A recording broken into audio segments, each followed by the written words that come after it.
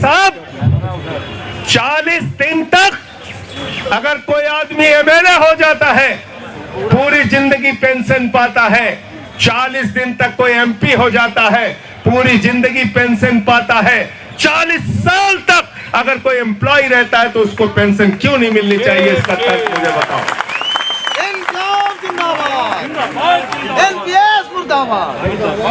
और पैसे के साथ साथ ये पेंशन हमारे स्वाभिमान का भी सवाल है।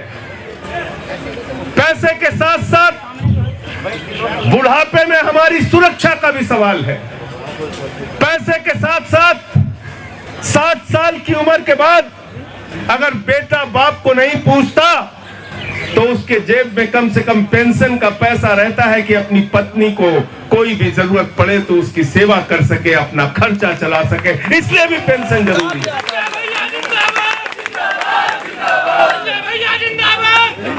तो इस बात का सरकार के पास जवाब नहीं है और आप तो लड़ाई लड़ रहे हैं पेंशन की। आज तो हालत ये हो गई कि भारत की सरकार 6.5 लाख करोड़ रुपए का हिंदुस्तान की संपत्तियां बेचने का प्रस्ताव लेके आई है। कितने का?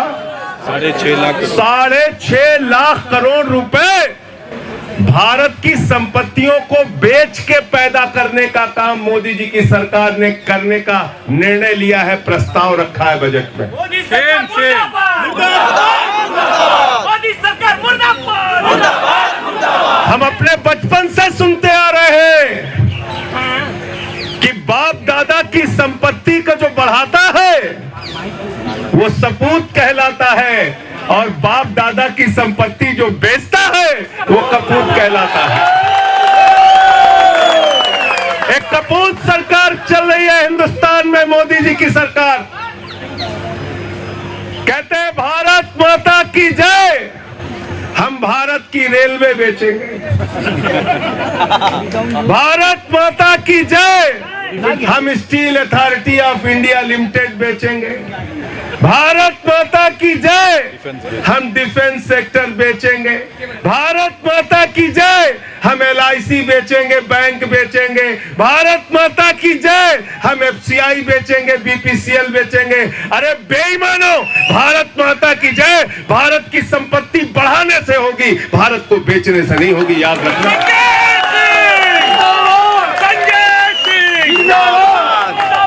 लेकिन इसके साथ साथ अगर रेलवे के कर्मचारी होते तो वो बताते जहर खुरानी का गैंग चलता है रेलवे में। चलता है कि नहीं चलता? और हमारे यहाँ यूपी के जो लोग होंगे, पुराने लोग जानते होंगे, बचपन में लकड़ सुंघा आता था कि नहीं आता था? लकड़ी सुंघा के घर लूट लेते थे। ऐसे ही लकड़ सुंघा देश का प्रधानमंत्री और गृह मंत्री बन गया, पूरे देश को लूट रहा है। पूरे देश को लूट रहा है जाति धर्म के नाम पे।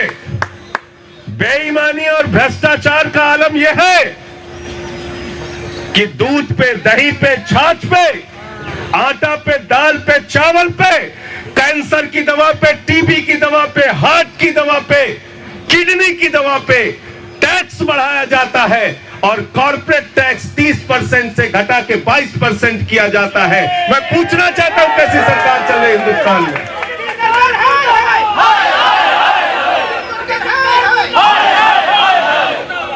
कर्मचारी कहता है पेंशन दे दो, सरकार कहती है पैसा नहीं है।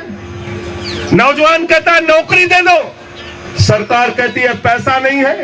किसान कहता है फसल का दाम दे दो, सरकार कहती है पैसा नहीं है। कर्मचारी कहता है अरे हमारी EMI की किस्त थोड़ा तो कम कर दो, सरकार कहती है पैसा नहीं है। माताएं बहनें कहती हैं घर का चूल्हा नहीं जल रहा है, महंगाई कम कर दो, सरकार कहती है पैसा नहीं है। अरे आपका पैसा गया कहां, जरा सोचना। ये पैसा गया अडानी के पास, अडानी के पास। अभी 5 दिन पहले खबर छपी कि अडानी दुनिया का 2 नंबरी अमीर हो गया। बराबर है, 2 नंबरी है। कौन सा अमीर हो गया? 2 नंबरी अमीर। और हमारे यहाँ एक फिल्म बाप नंबरी तो बेटा, बाप नंबरी तो बेटा। और अडानी का बाप हिंदुस्तान में अगर कोई है, उसकी पूंजी को बढ़ाने वाला बाप, तो उस बाप का नाम है नरेंद्र मोदी। खुल के बात करनी होगी इस देश के अंदर, चोरी चुपके से बात नहीं होगी। मोदी जी सामने आओ और हिसाब दो हमको कि भारत 116 देशों की सूची में, हंगर इंडेक्स में, भूखमरी के मामले में 101 नंबर पे पहुंच गया। अडानी दुनिया के अमीर देशों की सूची में, अमीर लोगों की सूची में 2 नंबर पे पहुंच गया। उसको 2 नंबर ही काम करा करा के तुमने दुनिया का 2 नंबर का अमीर बना दिया और देश को भूखमरी की कगार पे पहुंचा दिया। लड़ाई इस बात की है कि बराबर हिस्सा सबको मिलना चाहिए। लड़ेंगे, जीतेंगे। हम लोग नारा लगाते रहे हैं 25 सालों से आंदोलन में कि दम है कितना दमन में तेरे, देख लिया है देखेंगे। और कमाने वाला खाएगा, लूटने वाला जाएगा, नया जमाना आएगा, नई रोशनी लाएगा। कमाने वाला खाएगा, लेकिन यहां तो लूटने वाला लूटे जा रहा है। आपको पता है, अंदाजा है आपका पैसा कहां गया? भारत की सरकार से पूछा हमने कितना बांटा है अपने दोस्तों को कर्जा, तो सरकार ने बताया 12 लाख करोड़ रुपए कर्जा बांटा है। 12 लाख करोड़, 12 लाख करोड़ का कर्जा बांटा है। पूछा वापस कितना लिया? बोले 86,986 करोड़ रुपए वापस लिया। पूछा बाकी क्या हुआ? बोला बट्टे खाते में डाल दिया।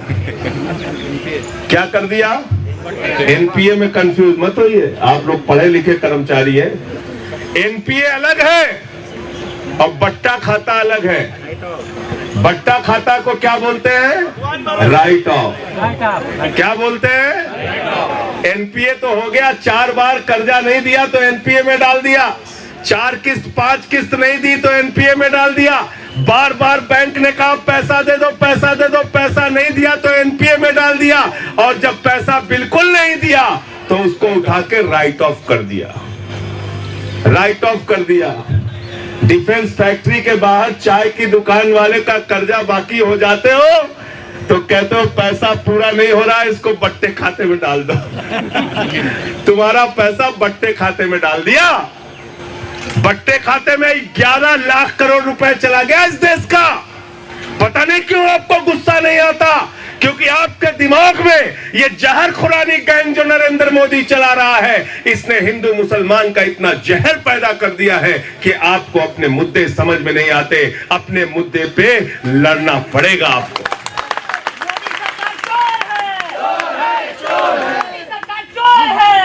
आपका पैसा चंद पूंजीपतियों के ऊपर लुटाया जा रहा है।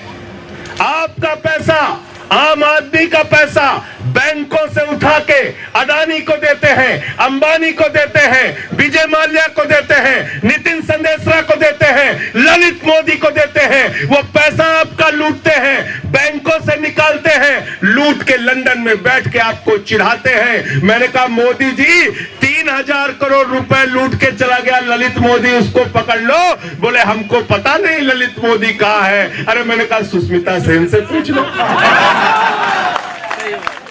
सुष्मिता सेन बता देगी तुमको ललित मोदी कहाँ है।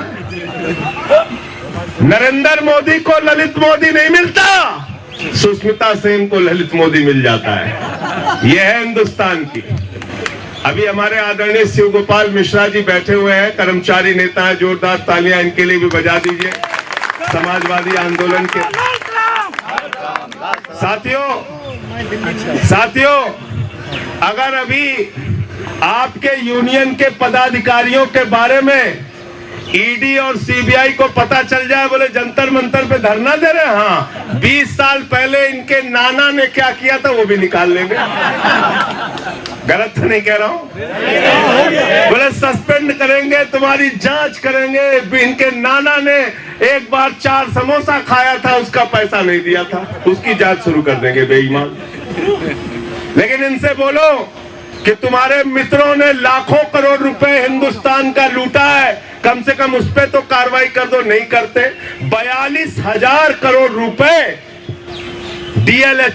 DHFL DHFL नाम की एक कंपनी है, उसने 42,000 करोड़ रुपए चूना लगाया देश को। और जानते कितना चंदा दिया बीजेपी को? 29 करोड़ रुपए बीजेपी को लिखित में चंदा दिया है। पीछे कितना दिया होगा ये बताने की जरूरत। कंपनियों का NCLT हो रहा है, उसको पढ़ा होगा आप लोगों ने। बैंक वालों से जरा समझिए, बताएंगे आपको। 50,000 बाकी है किसी कंपनी का, 50,000 करोड़, उससे 500 करोड़ लिया, बाकी हेयर कट हो गया। हेयर कट नया टर्म निकाला इन्होंने। अरे मैंने कहा ये हेयर कट है, गर्दन कट है। 50,000 करोड़ किसी का कर्जा बाकी है, 500 करोड़ लेके बाकी माफ कर दिया, तो हेयर कट हुआ कि गर्दन कट हुआ? इसलिए साथियों और दोस्तों, लड़ाई बहुत बड़ी है और इसलिए आप सबको एकजुट होना होगा, इकट्ठा होना होगा, इनसे सवाल पूछने होंगे। और भारत माता की जय लगाकर जो लोग भारत की संपत्तियां बेच रहे हैं, उनसे कहो कि भारत की संपत्ति को बढ़ाने से भारत माता की जय होगी। रेल बेचोगे, सेल बेचोगे, कोल इंडिया बेचोगे, तो भारत माता की जय होने वाली नहीं है। और अब हम तुम्हारे फर्जी नारों में पड़ने वाले नहीं हैं। राजनीति के लोगों को और खास करके भाजपा के लोगों को फर्क तब पड़ता है जब चुनाव में हारते हैं, जमानतें जब्त होती है। बाई इलेक्शन में इनकी जमानत जब्त हुई, पेट्रोल भी सस्ता हो गया, डीजल भी सस्ता हो गया। ओल्ड पेंशन स्कीम की बहाली चाहते हो तो हिंदुस्तान के सारे कर्मचारी इकट्ठा हो जाओ और बोलो कि तुम्हारी जमानतें जब्त कराएंगे, वरना ओल्ड पेंशन स्कीम बहाल करो। मैं घुमा फिरा के बात नहीं करूंगा, सीधी सीधी बात करूंगा। वीडियो जो लोग निकालते हैं, कुछ नेता आपके कहते हैं भैया 200 रुपए भी अगर पेट्रोल मिल जाएगा तो हम खरीदेंगे, लेकिन वोट तो बीजेपी को देंगे क्योंकि मुसलमान को ठीक कर रहे हैं लोग। कहते नहीं कहते? इन लोगों से सावधान हो जाओ, इन लोगों से सावधान हो जाओ। जब वोट मांगने जाए तो याद कर लेना, मैंने जो बताया है, जहर खुरानी गैंग के लोग हैं ये लोग। इनका नाम मैंने भारतीय झगड़ा पार्टी रख दिया। झगड़ा पार्टी अपने घर में बैठा दोगे, ज्यादा पति पत्नी में झगड़ा करा देंगे। मैं बता रहा हूं आपको, इनसे सावधान हो जाओ, इनसे सावधान हो जाओ। और इसलिए ये सिर्फ डिफेंस का सवाल नहीं है। रेलवे वालों को जोड़िए, बैंक वालों को जोड़िए, टीचर्स को जोड़िए, सारे यूनियन को एक साथ लाकर खड़ा कीजिए। ओल्ड पेंशन स्कीम के नाम पर मैं बताता हूं, जब मैंने पार्लियामेंट में सवाल उठाया तो लखनऊ के एयरपोर्ट से दिल्ली आ रहा था, वहां पे पुलिस वाले मेरे पास आ गए, उन्होंने सैल्यूट जोर से मारा। मैंने कहा तो पुलिस वाले बहुत दिन बाद मुझे सैल्यूट मार रहे हैं, क्या बात है? बोले भैया ये जो आपने ओल्ड पेंशन का मामला उठाया ये बहुत अच्छा है। तो थाने में भी रखेंगे तो लाठी कम चलेगी।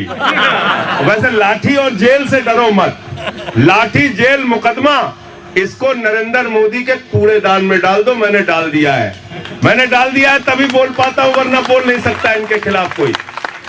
इनके नरेंद्र मोदी के कूड़ेदान में इनका